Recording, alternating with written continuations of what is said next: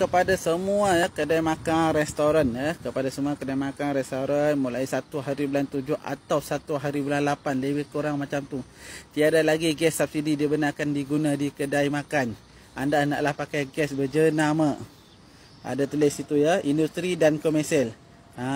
Kalau Petronas atasnya colornya berwarna purple, warna biru. Bukan biru, warna ungu, warna ungu. Kalau kita punya atas warna biru, kalau Petronas warna ungu, kalau BSP warna hitam atas dia ya.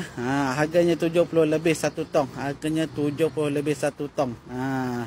Korang dah standby ya. Sekiranya didapati korang menggunakan gas bersubsidi, didapati anda bersalah, anda ditangkap, anda standby lah 100,000. Compound sehingga 100,000 maksimum. Itu anda pandai-pandai lah. Kalau diskaun berapa anda tidak pasti. Jadi korang yang mana guna gas subsidi tu tukar-tukarlah pakai industri. Lepas ni janganlah jual nasi putih kosong tu RM2, kenalah jual RM4. Harga sebab apa? Sebab tu dia dah naik harga.